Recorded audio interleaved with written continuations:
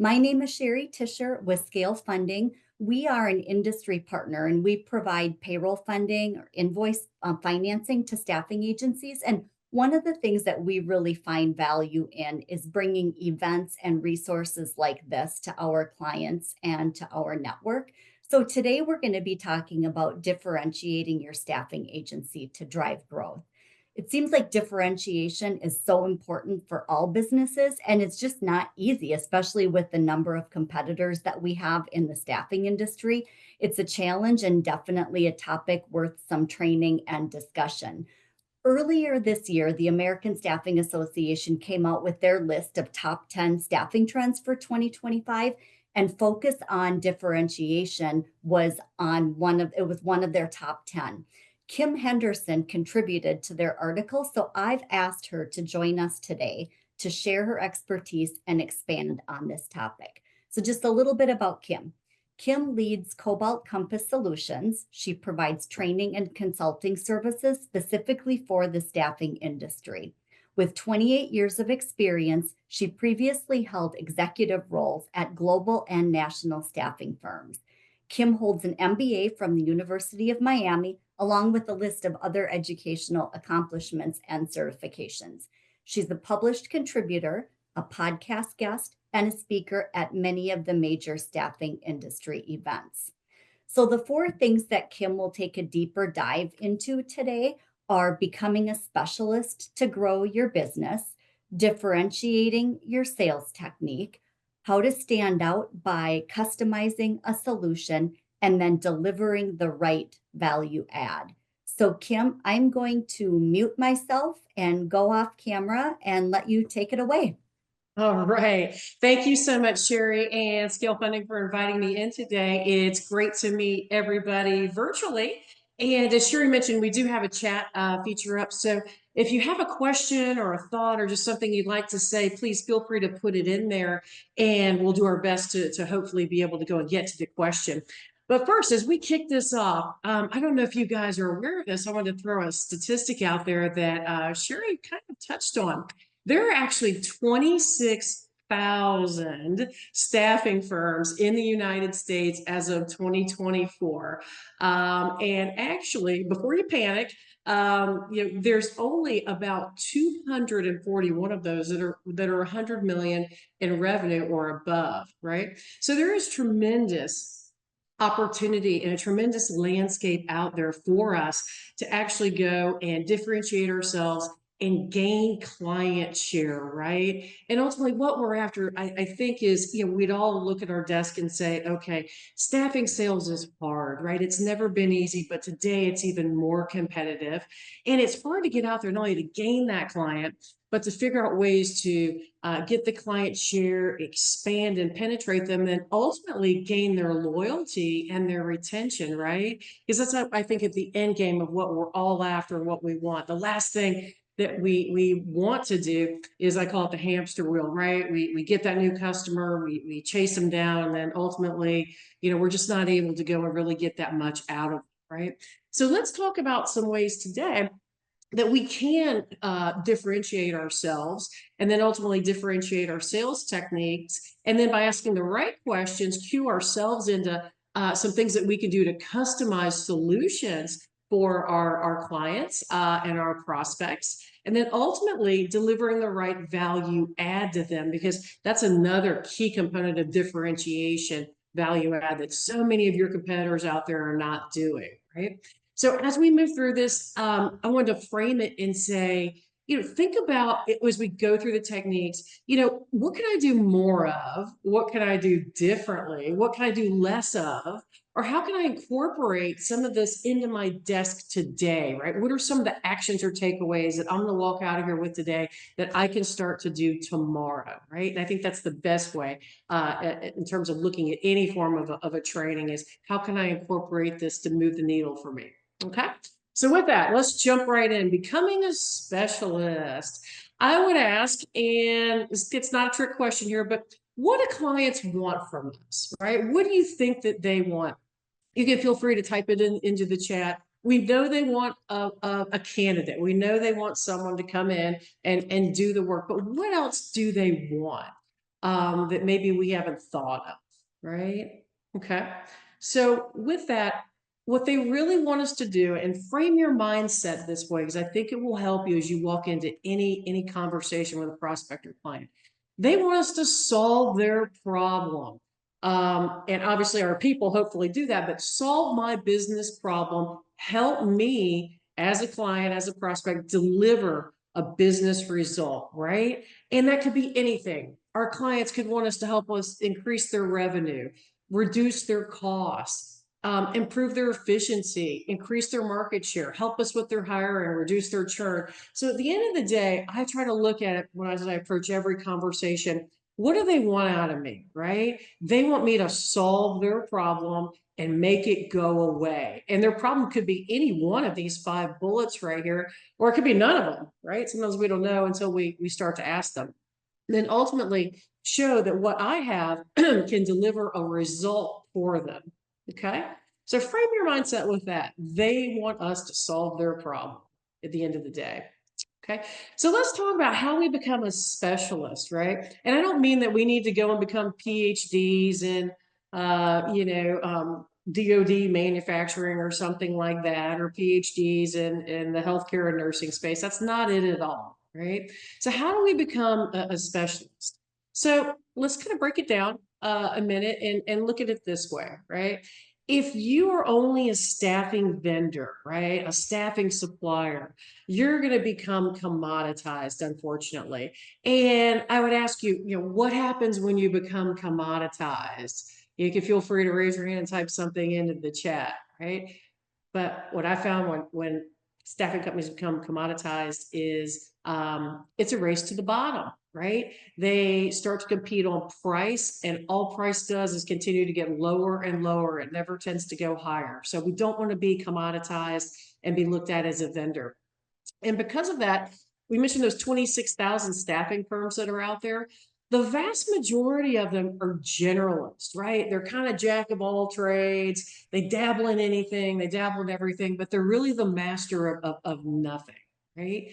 So, what we're trying to do, we want to strive in our business to be that advisor or be that counselor to them in their business and industry.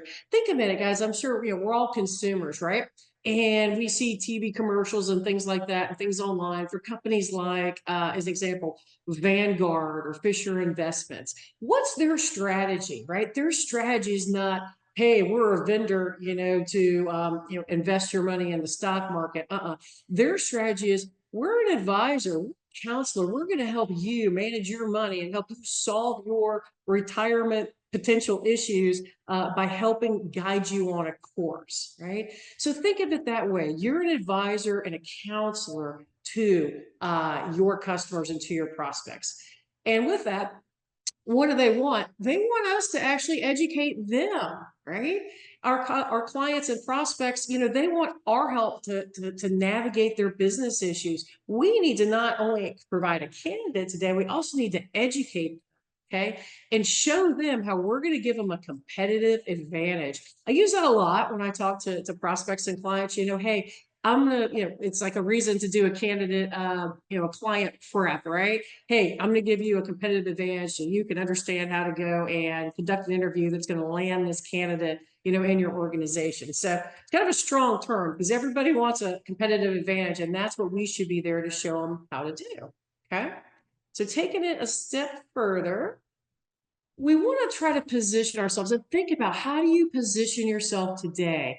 And I get it, guys, we're all in staffing, right? It may be direct hire, permanent placement, or we're doing contract services, contract hires. And I get it, staffing, but position yourself as a solution provider and a specialist to solve their issues. Okay. And I think a good way to do that is become a student of their industry through continuous learning. And guys, this doesn't take a lot of time. There's so much information out there, right, on the internet.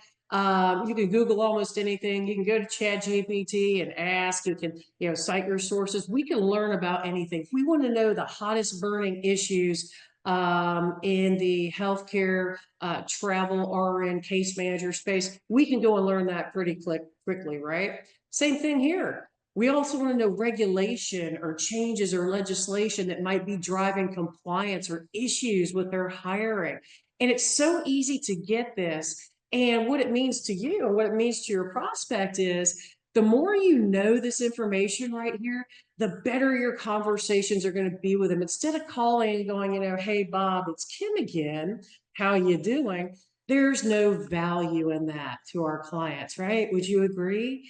The value comes in, hey, Bob, how are you handling, this new regulation about XYZ? Or hey, Bob, how are you handling the shortage of travel RN case managers and inpatient coders, right? So knowing what those issues are and being able to talk intelligently to it will really, really set you apart from those 26,000 other staffing firms that are out there. And hand in hand with this. Okay, guys, raise your hand out there. How many of you, be honest with yourself, have actually joined and participated in professional and trade associations that are specific to industries, right? That you either work in or want to get in. Okay, you can be honest, yes or no. I will tell you guys, this moved the needle for me incredibly. At one point, I was selling government solutions, DoD and its state and local business.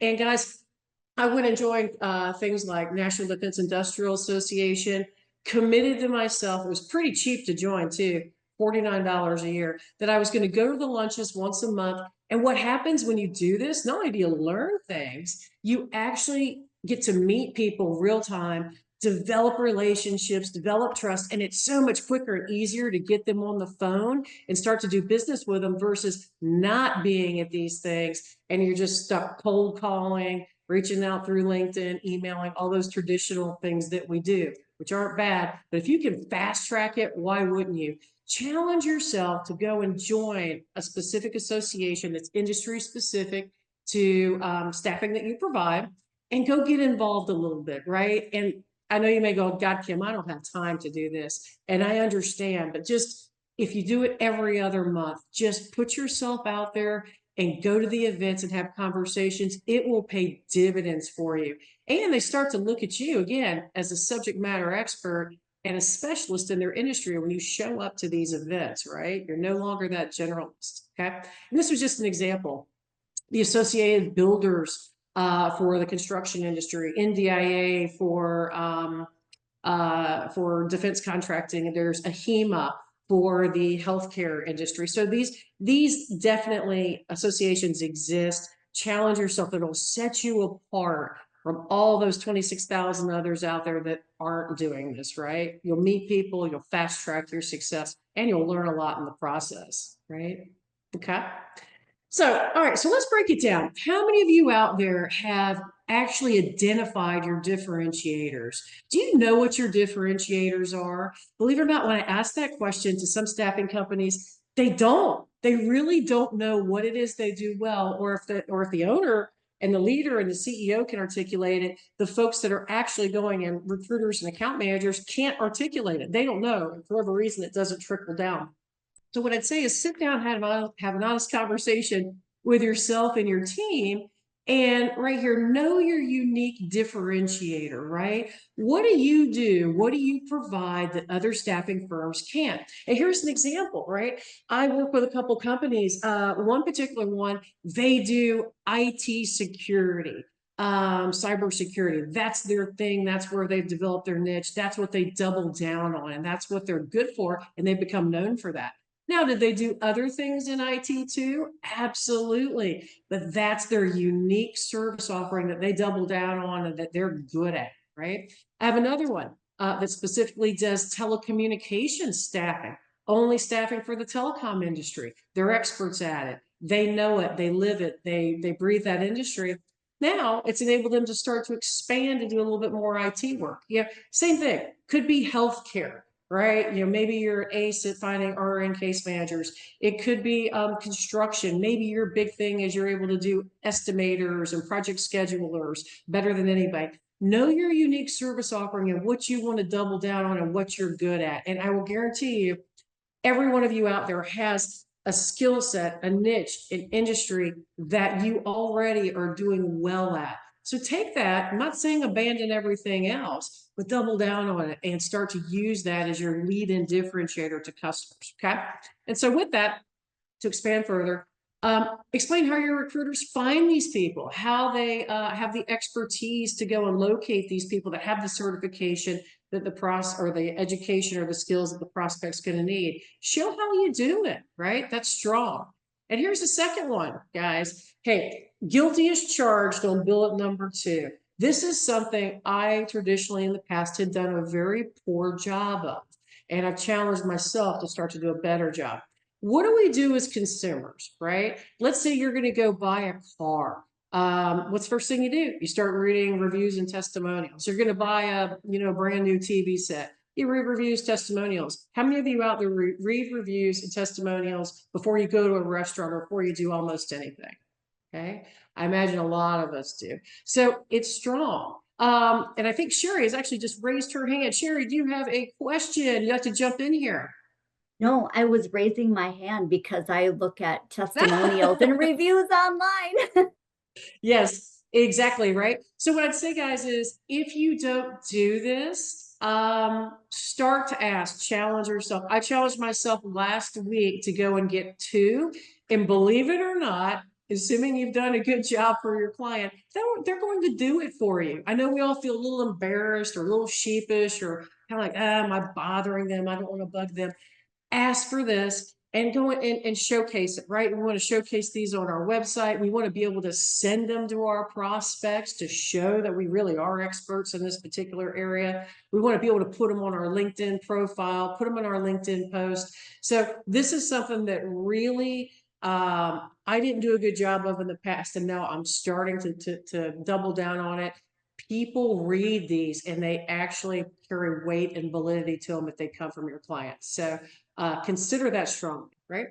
Hand in hand with it, what results have you provided your clients? This is really, really big. Understand, whether it's results, you're saving them money, you're being able to help answer their hiring needs, you're helping them go to market quicker. What results have you gotten for your clients, right? So as a thought, is just an example. Let's say you were working with federal integrators and they're working DoD programs, and let's say your big thing now is you've gotten good at providing IT candidates with a security clearance. That's strong, because now when you go to your next prospect, you can explain, here's why we're good at it, here's how we do it.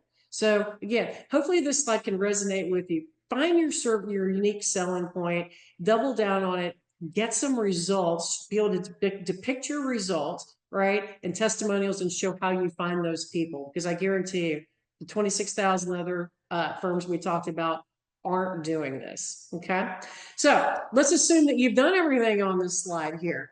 What does that mean to the prospect, right? Because it's all about what's in it for them, right? It's not what's in it for us, it's what's in it for them. Well, sit in your prospect shoes for a minute, right? Put your prospect hat on. First, they think, okay, I'm teaming with an expert in my industry. Company X, they're not a generalist. I'm not going to need to train them in my industry and my unique challenges. They already know the unique challenges of placing finance and accounting people. They already know that there's a CPA shortage, and they've got an answer for how they find CPAs. So again, let's face it, guys, nobody wants to bring a staffing vendor on that they've got to train them and educate them on their industry. Our customers don't have time for that. Conversely, they want us to help educate them, okay?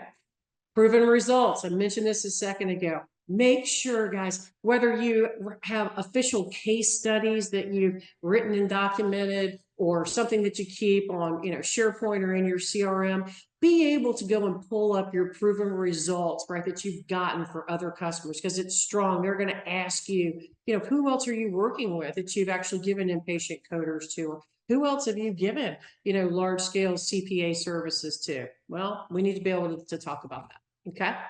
They want to see evidence that you can solve their issues. And if you have all these things, it minimizes their risk in actually working with you, right? So that's what's in it to the prospect. If you're a solution provider and a differentiation industry expert, they no longer feel like they have to train you, and you're the low risk alternative, right?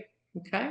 Any thoughts on this? Anyone want to raise their hand? Good, bad, indifferent? Anyone doing this right now successfully? Anyone? Okay. Well, you still have time to type in the chat. We'll keep on moving, right?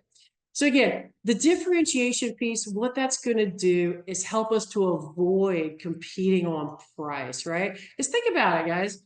If something's, there's value in things that we're willing to pay for. That's why car companies like, Lexus and Mercedes Benz, people are willing to pay more for it, right? They don't compete on price. They're competing on value and quality and their unique value proposition, to the consumer. So again, we don't want to compete on price, because it's kind of a race to the bottom.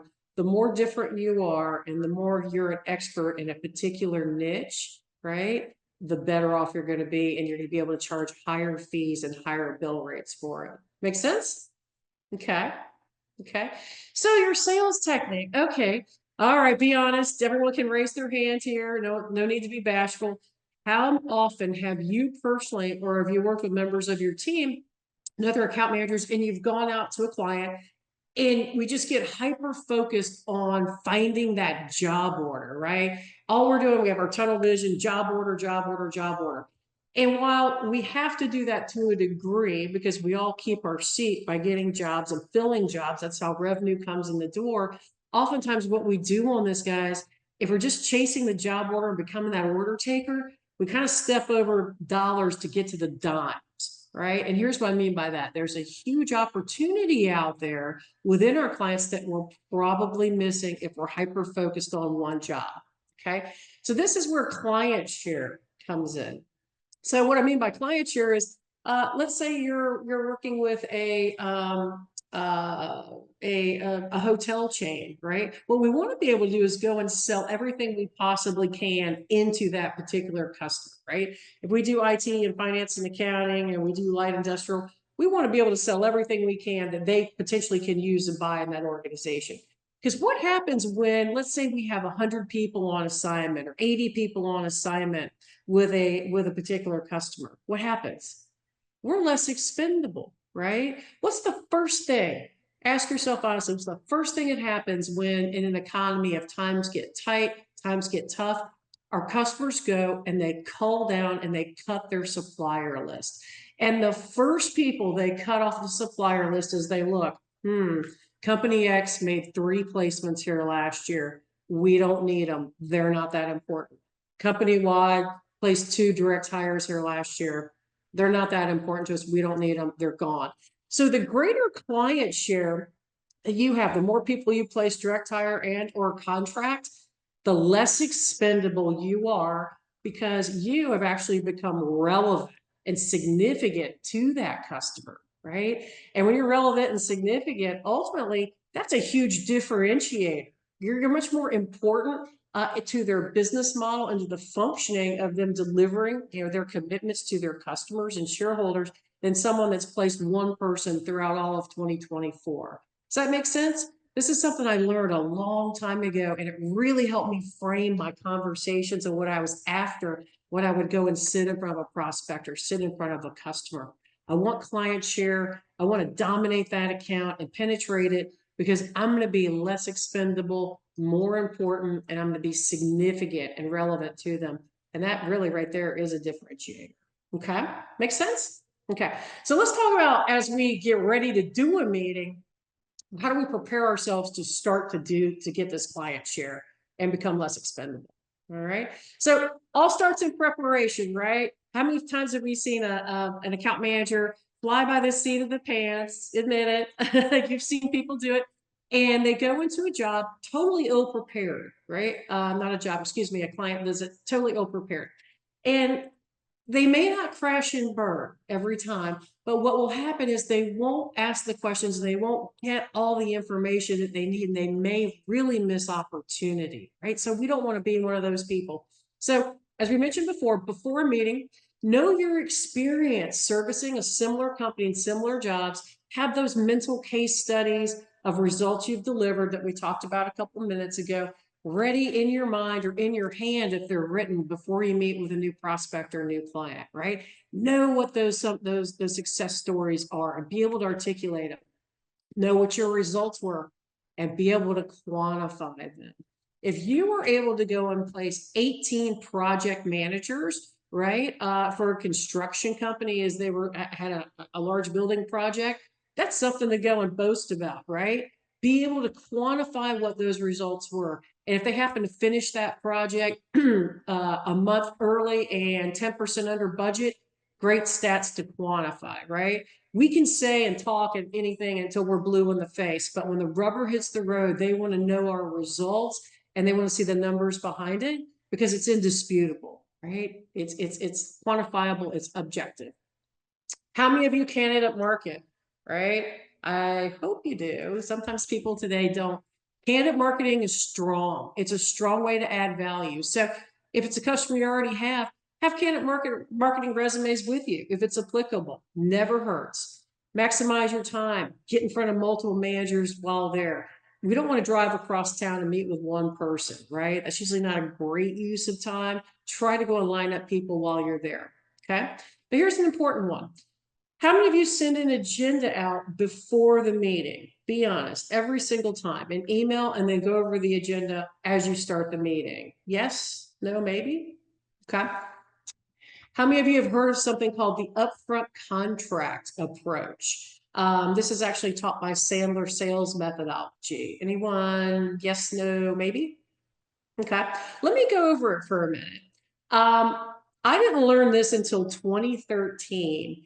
And I had been doing staffing for years. And I got taught this in 2013. And I have to tell you, it changed the outcome and the trajectory of my meetings. So consider this. It can take a little while to get the hang of it, but it's something that's really, really helpful. And here are the pieces to it. Okay. So before, what an upfront contract is, basically it's you and your prospect or you and your client agreeing to what's going to happen in a meeting, right? And what you're going to cover before you even get there, right? So what it does, it removes ambiguity. It removes confusion about what you're going to talk about. It removes this, them canceling on you because they have no idea what you're going to talk about last minute. It removes this situation where I've got 5 minutes, Kim, and you're going, well, great, we're not going to cover anything in 5 minutes. It keeps your meetings on track. It makes certain that information that they want covered, right, is covered a lot and you get what you want out of it. So there's 5 elements to it, right? So it's pretty easy. What is the purpose of the meeting? Why are you there? Why are you getting together with this prospect? Why are you getting together with this client, right?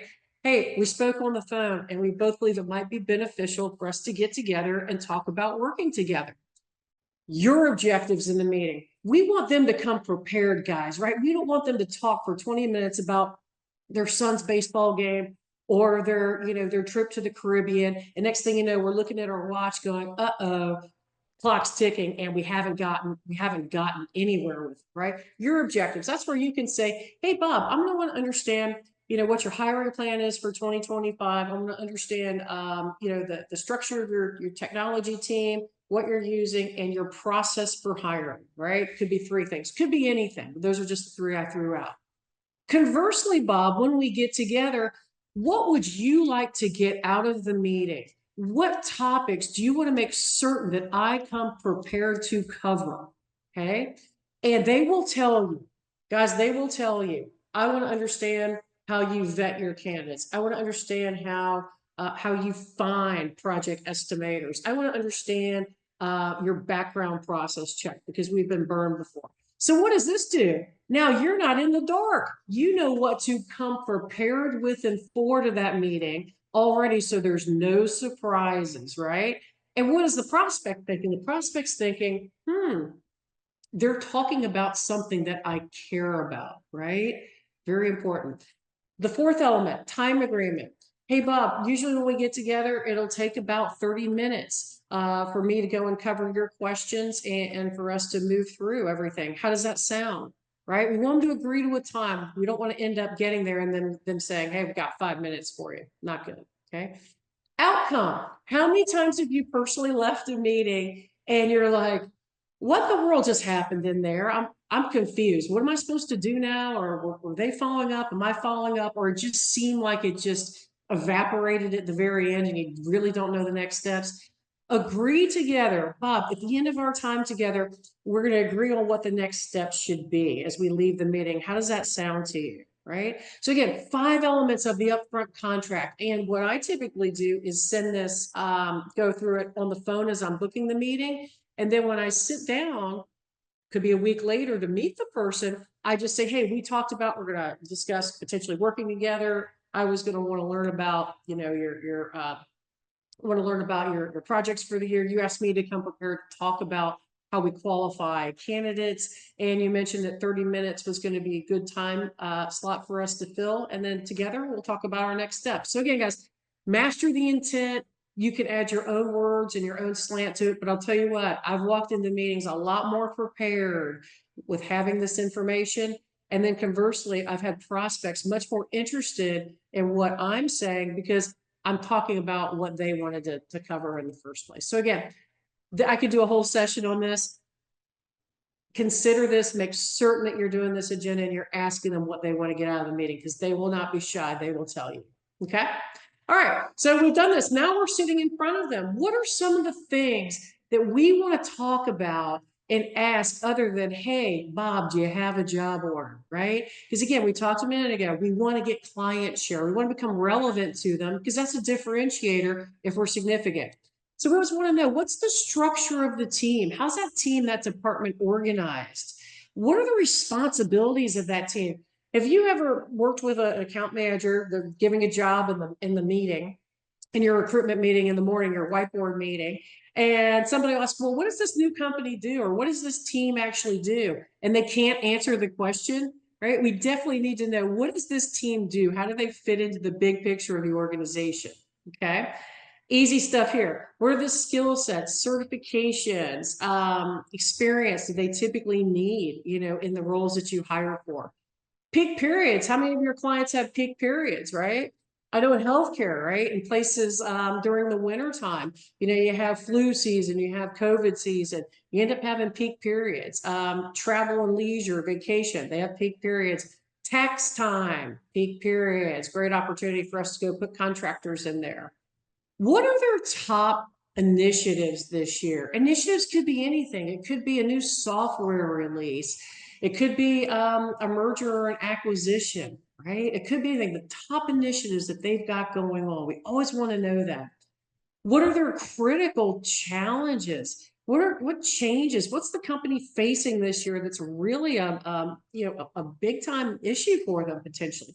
It could be anything. Maybe they have to do a restructuring. Ooh, maybe they have to do a downsizing or a layoff. These are all things that can cue us into helping them out, right? Because guys, I'll ask you, what are the 2 best clients or prospects for hiring? What are the 2 things that we always look for? If anyone wants to raise their hand, they can. I always look for growth. That's easy. Or trouble. When there's trouble, when there's issues, there's integrations or moving in or out of a market or downsizing or struggling with a release or bringing on a new customer or people quitting, whatever that is, I always look for trouble because that's an opportunity for us to come in and craft a solution. So again, look for growth and trouble. Okay. But wait, there's more. We want to know also, of course, upcoming work that they're having, right? In Q1, Q2, and anticipate number of hires for that, right? Here's a third bullet we may want to be asking right now for sure. Did you place work on hold in 2024? And are you going to move forward with it now, right? Because so many customers were taking that tentative tone last year. I don't know if you saw that, but I did. You had the election, people were taking this wait and see, and they put things on hold. Maybe now they're ready to hire. They're feeling better about the trajectory of the economy. Okay. Strategic changes in the business. This is different than business initiative. Strategic could be, hey, we're divesting a whole business unit. We're restructuring. It could be anything. What are the strategic changes happening in the business this year? And we always want to verify their locations. Why would we want to do that? Anybody? Okay, I'll give you the answer. Well, let's face it. They may be struggling bringing on contractors in Boise, Idaho, or San Antonio, Texas, right? And maybe you're in Atlanta, Georgia, and you're like, wait a minute, we have capabilities to support you in San Antonio, Texas, right? That could be your in. That could be your differentiator to get in the door, right? Is location. That's really helped me before, kind of starting to staff in maybe some locations or maybe a little more remote or unknown, like a Boise, Idaho, and then your customer becomes impressed with your capability to do that, then they open the door and give you more business in areas that are in your backyard. So locations can be strong to build client share and build differentiation. Okay. Oops, I'm sorry. Process. What's their process to hire? We always want to know that. Process for contract, process for direct hire perm. How would they improve it? Okay. Rarely is any process smooth and 100% great all the time in any organization. Ask the question. I'm sure they have pain points here they want to talk about. What situations lead to them using contractors? And what departments have contract work right now if you place contractors? Difficult jobs right now, the most difficult jobs and locations. I touched on this on the last slide. Location can be a great entry point to differentiate yourself if you have capability in multiple locations where they're struggling to bring resources and talent. Okay. And guys, this one, client share. If you forget all the previous slides or the past 4 slides, ask this. This will totally change the trajectory of your meetings. I think Sherry has raised her hand. Sherry, do you want to comment before we jump into these Well, 5 bullets? I do actually, and this is Jump in. about something. So Jay from Terra Firma Marketing put, Jay. Hey, yeah, Jay. he's on the call. Hi, Jay. He put a link in the Q&A for the Sandler's upfront. It's an article about Yes. Sandler's upfront contract. Okay, so we will include that in our follow-up email to everybody so they can have access to that. I just wanted, before we moved on to the next section, I wanted to point that out and thank Jay for that. Jay, thank you so much for putting that in there. As we mentioned, Sandler has a great description of the upfront contract. We could probably spend an hour alone on that, but read through it, become familiar with it. And I will promise you, if you can incorporate just those 5 elements in setting a meeting, it'll change the outcome of your meetings and you'll get a whole lot more out of the meeting. And so will your client or prospect. Okay, great. All right, so moving on. We want to learn the entire opportunity. So again, guys, if you can't get answers to anything else, try to learn these 5 bullets here and ask. We want to know the total agency spend for contract for the department and the total agency spend for contract for the organization, right? There's nothing worse than we compare ourselves to ourselves. We pat ourselves on the back, think we're doing a great job because we've got 20 people on assignment in a company. And then we ask how many contractors there are in totality. Let's say we're doing IT and we find out that there's 150. Whoa, right? We missed the boat and our competition could be blowing us away. So again, always ask, what is the total hiring picture for agencies? Contract department, contract for the organization, right? And then take it another step further. Total number of contractors in the company and contractors on the team. Again, know the entire prize, right? Don't make assumptions here because I'll guarantee if you assume your competition's over there on the side and they're doing a lot more work than you are. So this always gave me something to aim toward and focus my efforts on, realizing that, wow, I only have 1/10 of the business here. I need to get after it. Okay. And then if you're doing direct hire, total number of firm direct hires by agency. How many placements are they making annually on the perm side done through agencies? So again, guys, if you remember nothing else, try to incorporate these 5 bullets in there so you know the entire size of the pie, not just that little sliver that you may be getting. Don't compare yourself to yourself, think you're doing a great job. Ask these questions because it'll open up a whole world of potential work that you probably didn't know about, right? Hey, guilty as charged. I've done this before. Okay. So, do we ask this question, right? You know, as we're starting to speak with them, they're going to be telling us about open jobs that they have, right? What's the impact and the cost to you when a job remains open? This is kind of where we're digging into the pain, right? Is the impact, we want the personal impact, right? Is the impact to you, Mr. Hiring Manager, that you're working overtime? Your entire team's working overtime. You're going to miss a deadline. Your job could be on the line. Your job could be in jeopardy, right? There's some serious impact here of having jobs open, and we want them to talk about that because we want to lead them down that, I call it that path of self-discovery, that what they're doing today might not be the best route to take. Okay. What's the cost as the job remains open? Maybe they're out there on job boards. Well, those job boards aren't free. How much time are you spending sifting and interviewing? And all these people are wrong. What's the cost in terms of dollars, and the cost in terms of missed opportunity, and the cost in terms of your time, right? So all those things. Remember, dig into that question, because this is where the light bulb goes on for your prospect, and that prospect's going, maybe what I'm doing isn't the best thing here, right? Self-discovery. Okay. And then obviously, guys, I know we have to ask about open jobs. It's how we keep our seat. What open jobs do they have?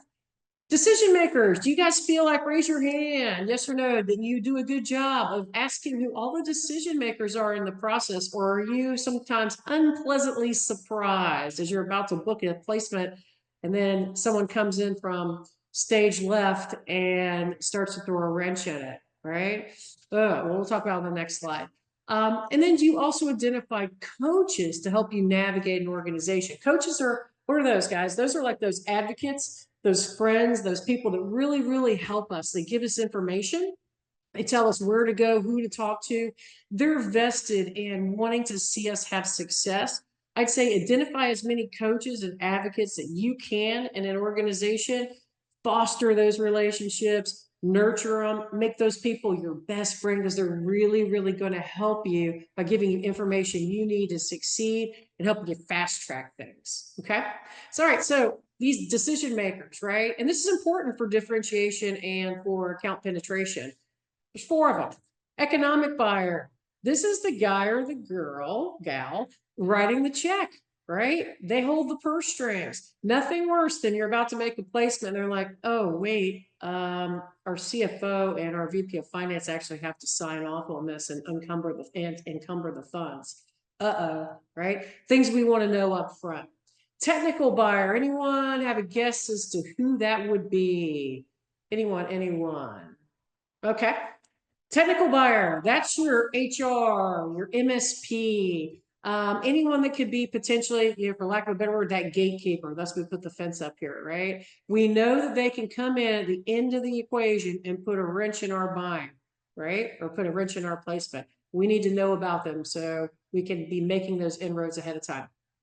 User buyer, that is the person who has the pain that we talked about. That's a hiring manager going, oh my gosh, I'm working overtime. I'm going to miss a deadline. I haven't seen my kids, baseball game, all season. I haven't been home before 8 at night. I'm struggling. I need your help. That's an important person, right? And then we mentioned the coach. We want as many of these as possible. So the reason we cover this, guys, the 4 buying influences, is if we don't know who these people are, it really is going to be hard for us to differentiate ourselves in the account and be able to go in and get account penetration, right? So again, make certain we're aware and that we're engaging all these folks really up front as we're going through that discovery, those discovery questions that we just talked about a minute ago. Okay. Who else? How do you guys feel that you do with these bullets right here? Do you always ask who else should we be speaking to in the same team or on in other areas? Do you ask for introductions while you're on site, or actually while you're on video? I worked with somebody who was a master at this, and by the end of every client meeting I learned from her, she would literally have them walk her around, and she'd meet 4 additional managers just by asking. And what she didn't do, she didn't go in and invade their day and sit down and run a 30-minute meeting with them. She shook their hand, said it was nice to meet them, and so that she'd reach out to them for a more formal connection, right? But at that point, she didn't have to chase them down over the phone and chase them on LinkedIn and send copious amounts of emails. The manager walked her down the hallway, and next thing you know, she had 4 warm introductions already under her belt. So I started to emulate that, and it works, right? So ask for those introductions. I can almost guarantee you it's rare they're going to say, no, Ms. Account Manager, I'm not going to go and introduce you to Bob. They'll walk you down the hall and introduce you. Okay. Do you ask this, right? We talked about testimonials a minute ago. If they can't physically introduce you, will they send an email introduction on your behalf? Do you ask for it? Yes, no, maybe.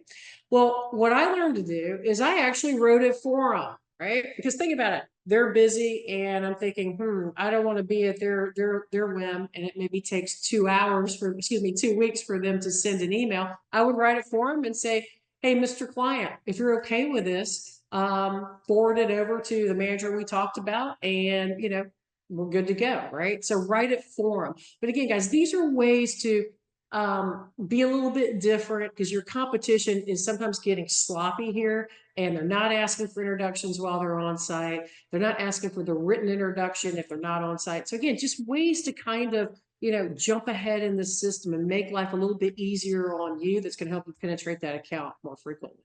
Okay. So closing the meeting, how do you guys typically close a meeting? Do you feel like you leave sometimes, you're like, oh gosh, what do I do now? Or what happened here? What's next?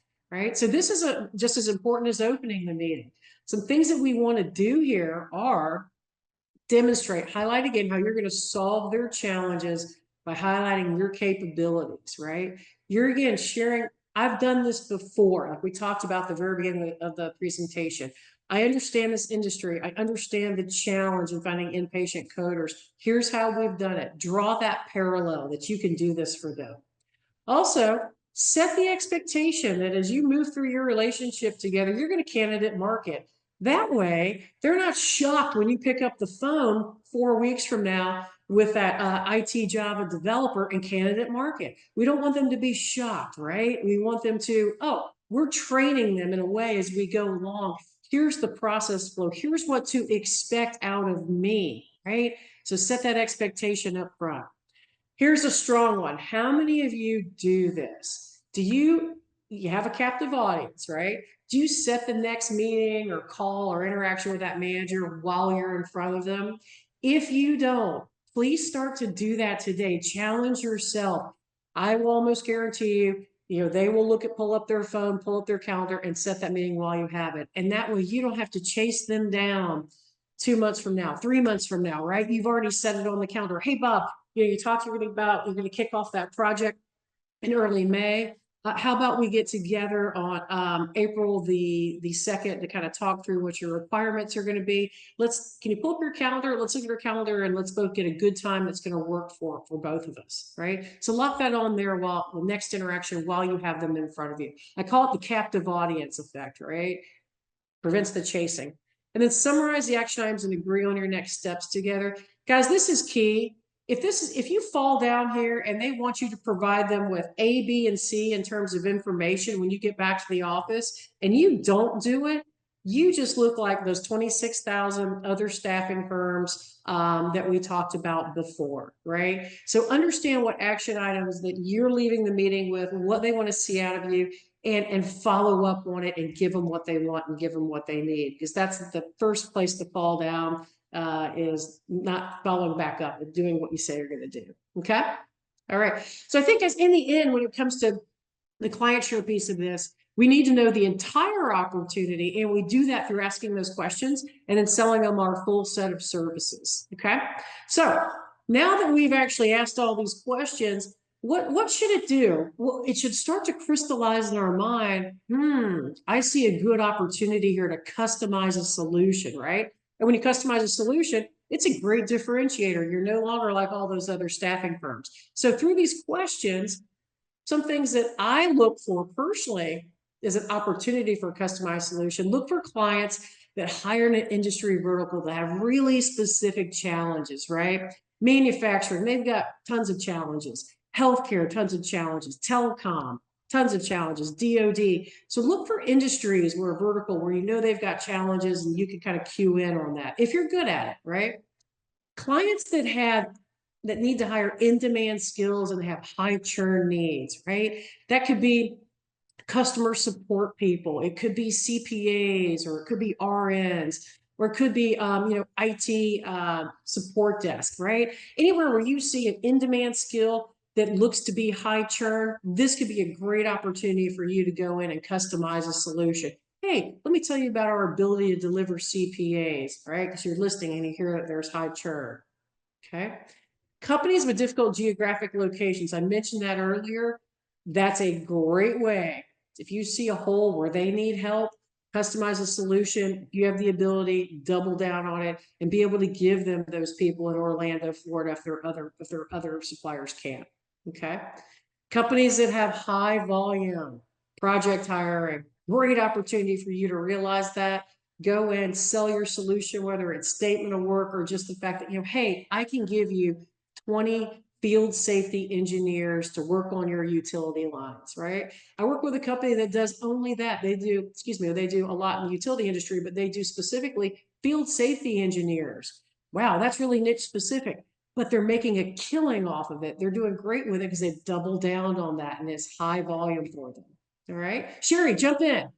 Okay, well, so this just made me think of what you mentioned earlier, Kim, Yes. about looking for growth or Mhm. trouble, right? So, I mean, I Right. just remember once with a staffing firm that I worked for, we had a food processing plant that was in growth mode. They were opening Yep. up a new plant in kind of a remote location, lacking their own internal HR solutions. So we Love came it. up with, hiring packet and interview guides for their hiring managers and an hiring rubric for each of those positions and ended up with about 60 direct hire placements because of it. But you hit the nail on the head there, Kim, with the things to look for, right? And Right. it pays off. Yeah, Sherry, and you said it. Basically, what we're trying to do here is be a proactive problem solver, right? We've asked all these questions, and now we see the light bulbs should kind of go on overhead. Ah, here's an opportunity to customize a solution. So again, don't wait for them to tell you what they need. That's not differentiation. That's what all those other staffing firms are doing. You be that proactive problem solver and take their issue and customize a solution to help them, right? So that's the key there. And then finally, this bullet, a lot of our clients are challenged with process and internal HR, MSP, or internal recruiting. Great opportunity to come in and sell, whether it's an SOW or a PO, something that can help them out of that spin cycle, as I call it, right, of that first bullet. Okay. And then net asking, what are additional service offerings that would benefit you and the company? They'll tell you. Okay. So now that we've covered all this, value add, right? This is a huge differentiation piece that, again, all those other firms out there aren't doing. They're just focused on getting a job order, being an order taker and filling it. That's not you. Okay. So here's some things you can do. Number one, how can we add value to you and the company beyond filling jobs? Ask them, right? That's going to vary from company to company, but they'll tell you. They'll be pretty darn blunt on this, and that information is gold, right? How can we add value? They'll tell you. Give them something outside of a candidate. There's so much industry information, marketing information, skill set data. It abounds out there, right? Go and get it. There's so many sources. Send it to them. Don't bombard them with it every day. But when you see something that matches, challenges that they're having, send it to them. I do it all the time, and I can't tell you how many times prospects or customers who said, "This is really good, Kim. Hey, I would like to talk to you about XYZ." It gets conversations going. Commit to yourself to start to do this with your clients and rotate. At least send 2 clients a week, something along these lines, right? Educate them. We mentioned that before. Provide your newsletter. A lot of staffing companies have newsletters, articles. Provide this to your folks. Many of you have marketing teams. If you have a marketing team, leverage it, team with them, partner with them, use them to help you, right? A lot of you have great websites with all this info. Take this info, farm it off, send it to your clients, right? It provides value. Inviting them to an industry sponsored event, inviting them to to a company event provides value. Finally, workshops. Offer a LinkedIn Go Live or a webinar. That's kind of what we're doing today. A topic that your clients are struggling with, and maybe that's interviewing or retention or onboarding resources. LinkedIn Go Lives are easy to do. All you have to do is organize it, get your team to help you do one of these, invite your clients, invite your prospects. It starts to show you as a thought leader, and you're providing value to them. You're giving them something without asking for anything in return, and they're going to remember you for it. Okay. And then next, feature them in an article or a podcast if you have one, or a webinar. People like to be featured. We talked about candidate marketing. Always, always adds value. And I love this. To call up and say, hi, this is Kim, how you doing? They don't care. That provides no value. I like to be able to call, at least with a candidate in my hand, hey, found this individual, they're head and shoulders above the rest, thought of you. Here's what they have that would be great for your environment. Okay. Peer introductions. If you work with folks that, like, say you're working with one CTO in an industry and they're struggling with a particular challenge, you work with other people in the market, make introductions to other CIOs or CTOs or CFOs so you can connect a peer to a peer that's your client in the same industry, and they can bounce issues and bounce ideas off of each other. I did a lot of this, hey, Pinellas County did an Oracle e-business suite implementation. Oh, the airport authority, you're thinking about doing this too. Let me connect you to that CIO so you guys can maybe talk through some of the challenges that you're having. Okay. And guys, a great resource for this is sign up for sherm.org. It's free. It comes into your mailbox every single day. And they have awesome articles about everything industry related, everything you can imagine under the sun, things about compensation, things about labor laws. I read it every day, and there's good stuff there to farm out. And also sign up for Forbes. There are sections on leadership. They have CIO, CFO, and healthcare and other ones. Sign up for that and let the stuff come into your mailbox so you don't even have to think about it. Okay. Value add after the sale. Make certain you understand their challenges, right? With onboarding. A lot of companies have issues with that. You could be a differentiator as a staffing company here with a smooth onboarding process. Make certain you're doing placement aftercare, right? Because if we don't do that and our folks bounce off assignment, doesn't differentiate us. Do that follow-up. Ask for feedback on your performance, right? How many of you are actually doing that right now with frequency and a process? Yes, no, maybe. Okay. We always want to know who's your top staffing company and what sets them apart, right? What's been your experience with our performance? Goes back to the bullet a second ago. And how can we improve? Guys, this, it can be tough to hear, right? Sometimes it's a little tough love. Maybe there's some things we're not doing so great. It's a great opportunity to learn where we can do better and where we can differentiate ourselves, where we might be falling down, right? And conversely, where we're excelling. Okay. And I think this one goes without saying from differentiation, but a lot of people mess this one up, all those other firms out there. Deliver, follow through on your promises with action, do what you say you're going to do. If you feel like it's something you can't do and you're not going to be successful, hope is not a strategy, right? That's for small kids and the Pope. If you can't do it, be honest, say, I'm not the best fit, point them in another direction. They'll have so much more respect for you that you ultimately get business out of it, right? Do what you say you're going to do. If you make a problem, correct it. And again, net, look for make your decisions based on the long-term relationship. It may not pay a yield today, but it will in the future, right? So don't think short-term. Make every decision based on that long-term mentality. You're in it for the long haul. You're in it for years, okay? We want to keep these clients and have them grow with us. And with that, Sherry, this is how you find Sherry. This is how you find me. What questions do we have? I know we have just a couple moments. Yeah, and we don't have any additional questions in the chat, Kim, Okay. which is probably okay because we're at time. So we should let people go back to their day. But a reminder, we will send out the link to the recording and to your slide deck in our email in the next couple of days, along with that link that Jay included in the Q&A. And Kim, I just want to thank you for doing this for our clients and our network. I really appreciate it. Everybody have a great day. Thank you, Sherry, for inviting me in. Okay. Take care, everyone. All right. Thank you, everyone. Bye-bye. Bye-bye.